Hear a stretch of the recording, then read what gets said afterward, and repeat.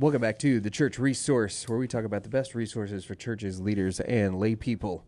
Lucas Pinckard, and I'm here with the Doctor, Hey. Chris Respass. What's going on, man? What's up, brother? How are you? Good. You look good. Did you, and be honest with me, you ever played, a role-playing game where you get to, fill in people's points? You want, intelligence, you want a little extra strength, you can do all that stuff. Yes. When you became Dr. Respis, did you have more points to spend? No. Did you, get it and now you get to, add? I was still Robbie Peter to pay Paul, brother. What you talking about? Stop playing. So, on the heels of our Good Idea Fairy conversation that we had, I had a guy who super hardworking dude, really sweet guy, and he wanted help with the yard. Okay, that's nice. Yeah, that's nice. And then he asked, but our men's group does the yard. We had there's a little section that's right in front of the church where stuff grows a little faster. I was like, man, if you want to come up and mow that, you're good. He's like, man, I can mow this whole thing. Why don't you just let me do it? And I thought about it because it would have been really easy to say yes. Yeah. But in terms of everything else, we got another guy who's in charge of that group, right? So what do I do when I say yes? I totally took all the authority away from him to do his to take his area of responsibility. And then we've got a group of guys. There's between 5 and 10 of them that are always the ones that get together to do the yard. They like to get up here and do it. It's their little time of fellowship. Yeah. So, I just had to say, hey, listen, man, I appreciate your heart, but this Brent's he's the one that's in charge of that. And he's like, well, I can call Brent. I was like, here's the thing. You could, if you wanted to. Yeah. And just talk to him about it. That would be the proper channel to go through, not me. Sure. And the second thing is, man, there's a group of guys that get together and this is their time of fellowship and hanging out. And I don't want to take that away from them and their area of service just because you have the ability to do it. And he was like, oh, you know what? That makes sense. I'll just come up here and hang out with him. Great. Hey, perfect. And then when they mow the yard that Saturday, he showed up with bells on, was there at 8:30 in the morning, and they all got it knocked out. And instead of him just being alone doing it, he got the opportunity to hang out with some of the dudes that they were there. So it was a good deal. So I appreciate your insight there on the emotional response. Bro, that's good pastor leadership, brother. I'm over here blessing. I need to do that. All right. So today I want to talk about something that is of incredible importance when you're not just disseminating information to your church, particularly when we're preaching. Okay. But also when we are attempting to lead and guide people, and that's how do you pick resources? This is going to be one of the things, being the church resource that we talk about a lot is what are the things you look for when you pick or when you recommend a resource? And, we'll make this broad instead of, trying to figure out individual things, right? Because there may be, you might have a little bit of a different rubric whenever you look at a commentary than you do, a leadership book. Right. Right. I'm not going to look at Bart Ehrman, brilliant as he may be, right? Secular New Testament. I think he would define himself as agnostic and maybe not atheistic. Has he shifted? Yeah, I think he's more now towards the agnostic. But I'm not going to recommend a New Testament commentary from Bart Ehrman whenever somebody's preaching. However, I might recommend a leadership book that is from a secular person and might just say, hey, listen, there's some great principles in here.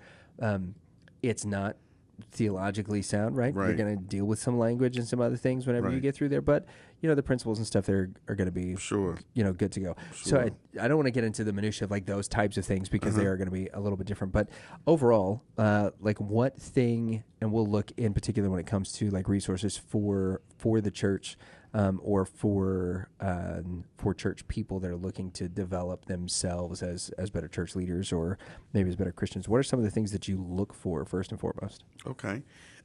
So just off the top, as I'm thumbing through, and I like to touch it and feel the books or the tools. So so this is a good thing. Are you going to a bookstore to find your resources? So, or are you looking at a catalog? You get the ChristianBooks.com catalog that comes in there, and then you got to figure it out. I get so many catalogs. I know. The academic, there's the academic, there's the pastoral, there's the congregational, and it's all I love one them all. company will send all 3 of those catalogs to like me Christmas. on the same day. Right, and I'll look and I'll figure out like which ones they got that. Yeah, but do you also like compare to be like, oh, they've got this one here. Do they have it in the? Oh, so they think this is just for pastors. Come on, right, brother. I do. Yeah, for oh sure. My gosh, that's the highlight of me going to the mailbox. I know that's lame, once a month right? That's catalog like, thing. Yeah, dude. Let's see what they got, right? And all jokes aside, that's pretty much how I try to keep up on the cutting eggs. Right, it's like what's in there. Yeah, let me see what they're talking about. But I do like to text the books, right? Yeah. And so just kind of off the top, how much scripture is in it, right? Even just kind of glancing through, because particularly if it's a Christian resource, I like to know that whoever is writing, and it doesn't have to be, encyclopedic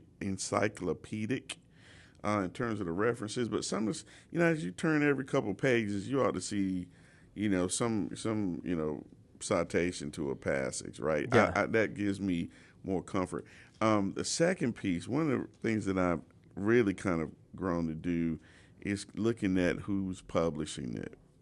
Same. I do, now. Bro, who's the publisher? It's weird, right? Yeah, brother. Something has, and I said we weren't going to get into minutia, but here we are. Yeah. Something has shifted in, and I don't know that we necessarily have to name names, right? Mm-hmm. But something has shifted in particular in Christian publication. It follows in line with kind of the shift that we saw like in the 90s and the early 2000s in CCM, right? Right. And in contemporary Christian music, that there was this shift of like, maybe if the songs sound like a love song and we can like apply them to Jesus, then we'll be good enough. We don't have to say it overtly, because then, we'll make a little bit more money on, crossover airplay, right? Those types of things. You almost kind of seen that same shift with some Christian publishers, and there are some now that I'm like, all right, if this person published it, like maybe. Yeah, right, maybe. exactly. Yeah, I look at because it gives me an idea of what the perspective might be, at least on main or major theological points. Yeah, and they do all have different ones. Like if you're looking at B&H, or you're looking at Zondervan, or you're looking at Baker, or any of those, they have firm stances that they've taken on some theological points, and are pretty shrewd about what books they do and don't include. Absolutely. Yeah. So I check that because I'm a nerd. I also kind of check folks' pedigrees, right? It doesn't necessarily matter as much, right? Like whether you degreed or not. But for me, that kind of it goes hand in hand with the publisher, right? Kind of lets me know what their perspective might be, right? Yeah. Just because you went to one school or the other doesn't necessarily mean that that's the tone of the text. Now, when it comes to books, I'm a sucker for the cover. I know that's lame, Doc. Okay. If it's got a hot title and the right color, I'm probably going to check it out. Right on. I'm a sucker for that. Yeah. I've fallen into that trap positively and negatively. Gosh, I have bought some duds. Because of that? Whoosh. Yeah, Frisbees. Do you have a like a heretic shelf in your house? Like if you were to walk into my office right now, right, you would see. I don't know. I got a few hundred books at the house. Kirsten says it's too many, and I think the right number of books is the number of books I have plus one. Like that's when I have had enough. That's when I had enough books. Yeah, you're a pastor, brother. Yeah. That's it. So, that's it. But like if you were to go to my office right now, there are some books that are turned around backwards to where you can't see. Like I've got a copy of the Gnostic Gospels, right? Okay. That I'll, if there's something that comes up, I don't use it as a sermon reference, but if there's something that comes up and somebody's like, oh, well, this is in, one of the Gnostic Gospels, I'm like, okay, well, I'll check it out and pull it off the shelf and be like, okay, yeah, it's in there, which is nonsense. Or I'll look at it and be like, no, you're double wrong. Like, not only is this not a heretical book, but like what you said, now you're double lying to me. But yeah, I've got some books that I have turned around backwards so that if people were to look at my shelf, they would just kind of like glance by it. I put them in the closet.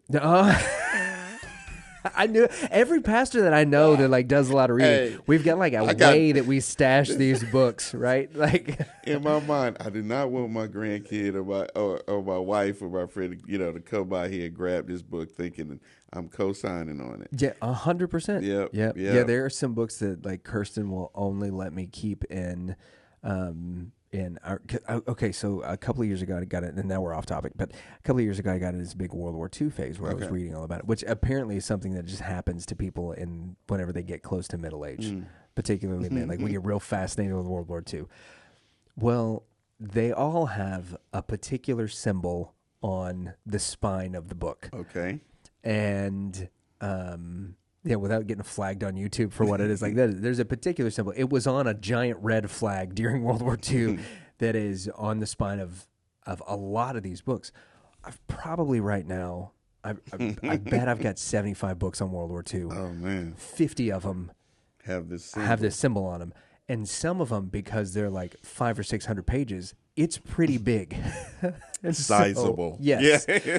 So, like, if you were to walk into our home when we first got married with this bookshelf, and you'd look at this one section, and that's all it was all books with this symbol on it. And she was like, "We have to get rid of those." I was like, "We can't. Those are like they're actually," and I feel this way. They're very important historical books. A lot of them are about survivors of the Holocaust and all those kinds of things. Like we can't. I want our boys to read those books, and she's like, "I don't want my mother coming in here and seeing my husband." And at the time, I had hair down to the middle of my back and this giant beard, right? And I'm blonde and transparent. She's like, "I don't need my mom coming in here to our house and seeing your shelf."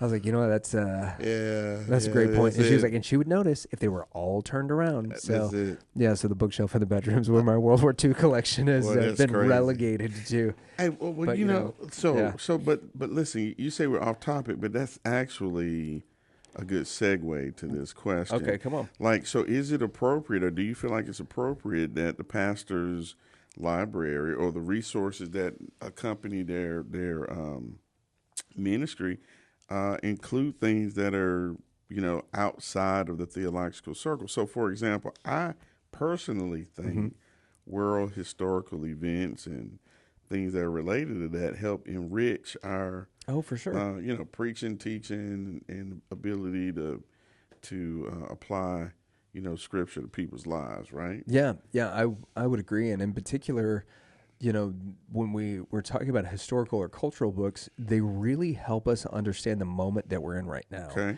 If you were to look at, a guy that I recommend a lot is Francis Schaeffer, the late Dr. Schaeffer, who is just absolutely brilliant. He traces back so many of the things that we're dealing with today. Like if you were to read his stuff from the 70s, it talks about so many of the things that we're dealing with today in an almost prophetic way that it's just like if people back then thought this was ridiculous, now people that are reading, How Then Shall We Live or How Now Shall We Live are looking at it and we're like, oh yeah, we're 5 years past all this stuff. Right. Well, when it was written in like 1972, people were like, there's no way we're going to get there. And here we are 50 years later, we're in that exact same spot. Right. So, but one of the things that the Dr. Schaeffer does so well, Nancy Pearcey does it brilliantly as well. Dr. Carl Truman up at, I think he's at Grove City College, his books, Rise and Triumph of the Modern Self, and what is the Crisis of Confidence, I think is his latest one.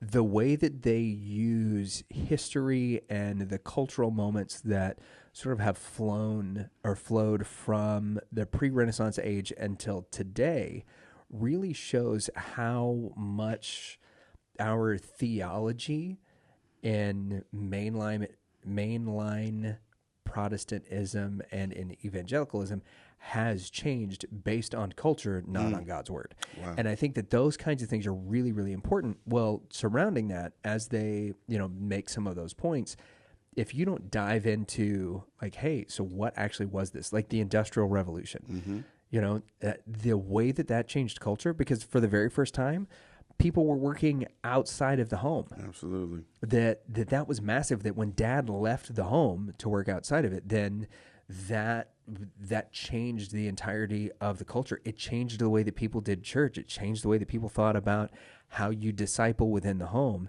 And if you don't have these, if you don't have a good grasp of what those cultural touch points are, I think that you really lose a lot in your preaching, particularly when you're talking about those types of things. So I think they're a must to have that stuff. Now, how deep you need to go. Right.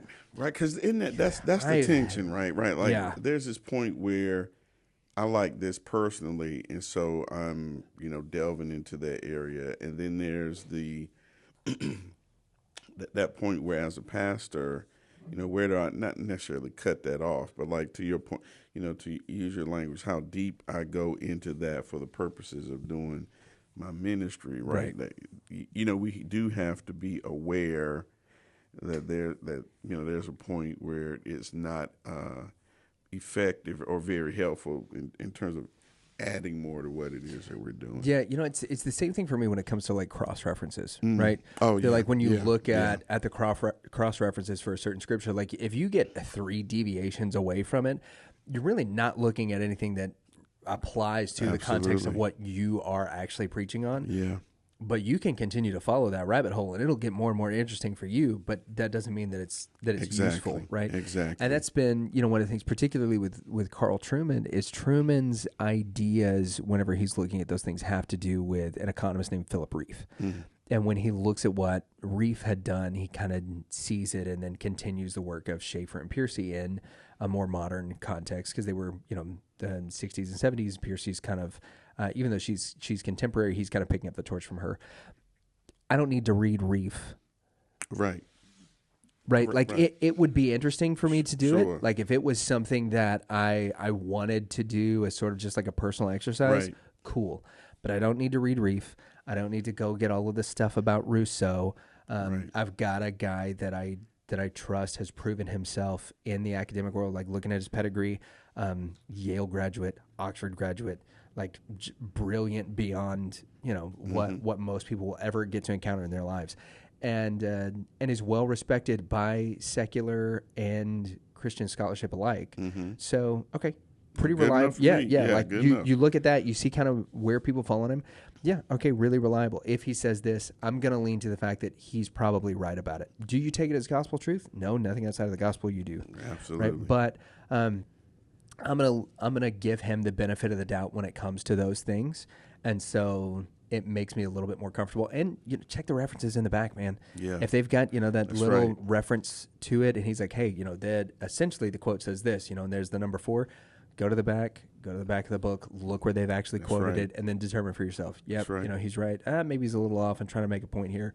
Whatever. I get it. Yeah, but you can figure a lot of those things out. If you come across a book and it has no footnotes in it and it tries to pass itself off as an academic book, alarm bells. 100%. Like that's nothing but red flags. That's right. If they're not citing anybody, but they're talking about everybody. Yeah, it's not a. That's it. You need to put it back. That's it. Yeah. So let me ask you this: how you said at the beginning we were going to kind of keep it broad, but how do you pick commentaries? Like are you buying them? Are you using an online resource? Like how do you? So we we didn't get into this when we were talking about online resources a few episodes ago, which we could have, and again probably something that deserves its own episode, is those online resources like Logos or Logos or however you academics say it. Logos. Oh, yeah. There are some things like that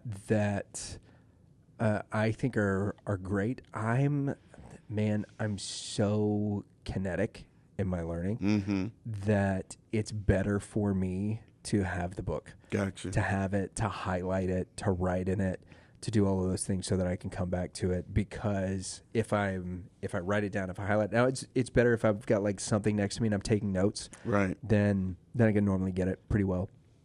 But I like to have the book. I don't love carrying the books around. No. Right. No.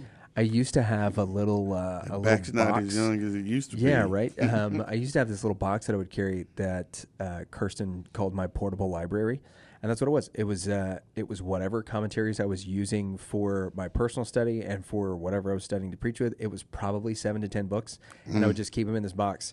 and they were in the truck. And so if I'm if I'm at the coffee shop and I'm studying, I take the box out. It gets the other seat. Oh yeah, right. So that way nobody tries to sit there and talk to me in the coffee shop. And also I look very studious. Yeah. but it's going to church with me. It's coming home with me, and that became a little bit of a pain. I've tried Logos. There are some things about it that I really enjoy. And I love the freedom of just just being able to go like with my iPad, right, and to just read everything right off of it. It's so convenient. But I tend to be like, I want the book. You want to text it? Mm-hmm. Yeah, no, that's good. And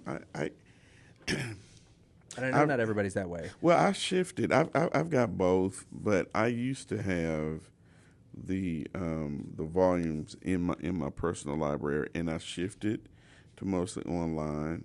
Just because of pure convenience. Right. Like I don't want to say I hate reading online because I'm, just always on the computer. Mm-hmm. But I like to touch it because I'm a highlighter. I like to highlight and underline it. Yep. And I like to try new highlighters out. Listen, bro, don't start. That's a podcast. Like, is it a fetish? Like God, I need. Have you tried the mild liners? Right? My secretary, who's a saint, she got me 2 things this week. I got a box of mild liners, which are highlighters that aren't like super bright, and so they don't bleed through the page. Oh my god! So I got a box of 30, so I can give some away. Listen, man. And the other thing she got me, have you seen transparent sticky notes? No. They got them. They get transparent sticky notes so that you can just like toss them in the book, write what you want to, and then you don't destroy your book. If you think you're like me, if you think your book is a little precious, you don't want to write a note in it unless it's a really good note. Oh man. Mm-hmm. This is when I knew I had a problem. Like, I was on Amazon and they had like 200 stick highlighters for like $12.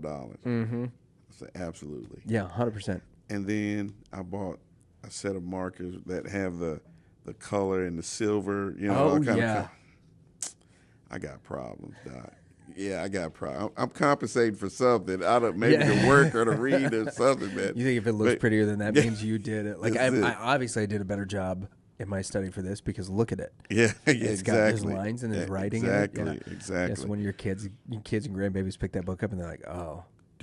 Dr. Granddad. I know. He's really. Oh my gosh! Look at how organized he is. He's like, yeah, whatever. Oh man. Do you have a go-to resource like when you're starting your sermon? Like for me, Go ahead. Yeah, there are like 2 or 3 commentaries that I really trust. Okay. And even though they're written by a bunch of different people, the reason that I trust them is because they have been proven over a vast period of time to have been reliable, particularly for language studies. Mm-hmm.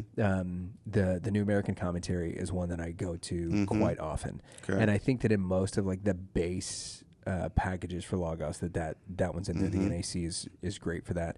And then the other one, and it's one that's been in a work in progress for a while, that a lot of guys that I know and have studied with that they have written for is the Preaching the Word series. Okay. And one of the reasons I love the Preaching the Word series, and I think that they're still in process of trying to finish it up, is that it's the pastor's sermons. Mm-hmm. And so here is the book of sermons, or here's a book that are the sermons that I preached on Matthew, and it may be 110 sermons as it took them a couple of years to get through it. Right. And you just get all of their sermons and all of their insight. And so those things to me are invaluable, particularly as I'm trying to develop myself as a better pastor and as a better preacher in order. Okay. In figuring out like, oh, this is how this was structured, or there's this, or you read something that they put in one of their sermons and you're like, I know exactly where they got this because I'm reading it. This is one of the commentaries that I'm going to. And that's one of the other things that's valuable is if you see, across 2 or 3 of these, books of people's sermons that, this phrase continues to be used, in this, or they continue to reference a certain commentary or a certain author that, hey, you know what? This is probably another person that I need to check out that knows their stuff. Right. And then within that, if there are authors that I find like particularly drawn to, I'll go to look at some of their other things. That's good. Yeah. That's what my go-to is probably the Bible Knowledge Commentary. Yeah. Right? I start there, because what I'm looking for, and I don't know what the other pastors are doing.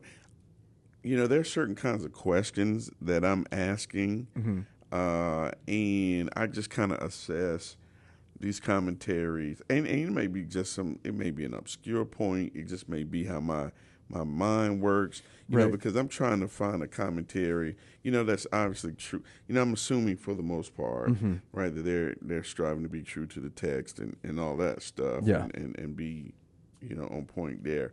But I'm also seeing how closely it aligns with how I think, not so much what I think, but how I think. And so, so the Bible Knowledge Commentary for me is when I go to. I like the NAC. I look at some MacArthur stuff. Yeah. Depending on what it is that I'm striving for, and Holman. And I think it's the NAS, but I can't remember. Yeah. The full New American something. And so a couple Tuesdays I just kind of go to all the time. Quick study, even in depth. I start there and kind of grow out from there.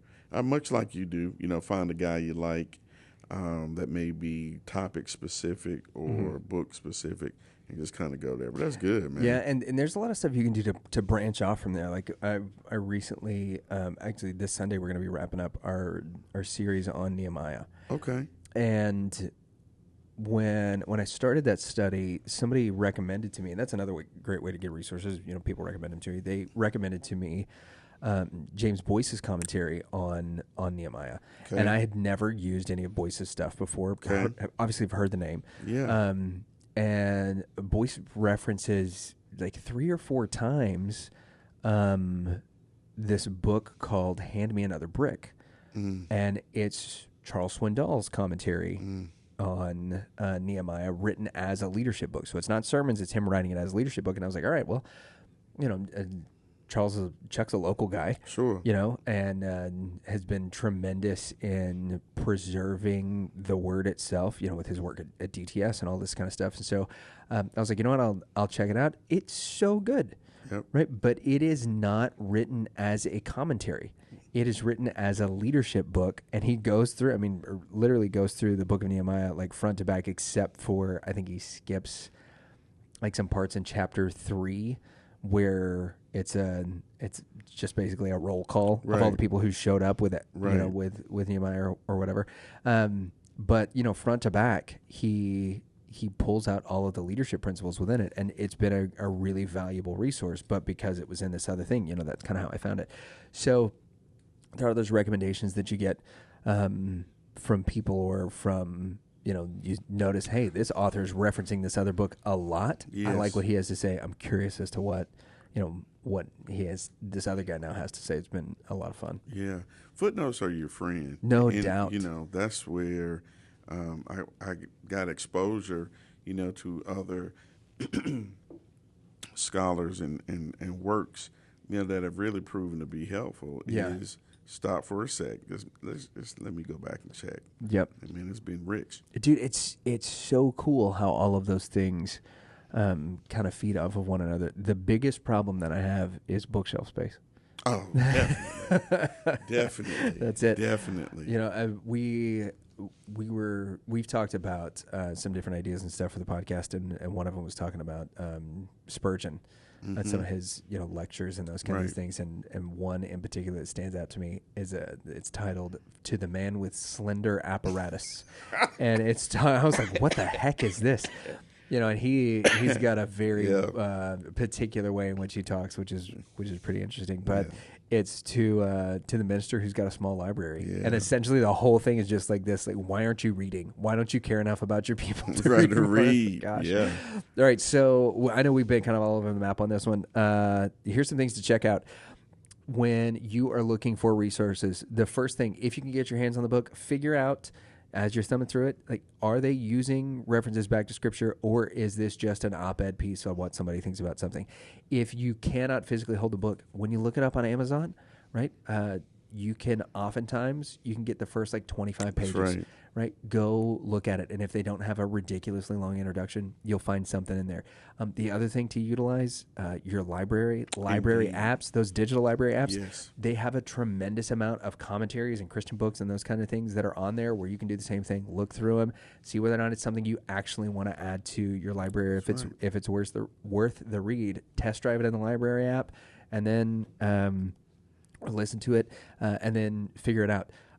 Look at the author, look at the publisher, and even though those things aren't necessarily like negative, they will give you an idea of what the bend or the lens of view of the author and the publisher are going to be, because people have those things. Crossway, B&H, Zondervan, Thomas Nelson Publishing, like all of those publishing companies, they have particular authors that are signed to them, but they also have a certain theological framework from which the founders or the people who are running them operate from. That's right. And so, knowing what that is will help you to have a better idea of how this might be applied to help in your ministry.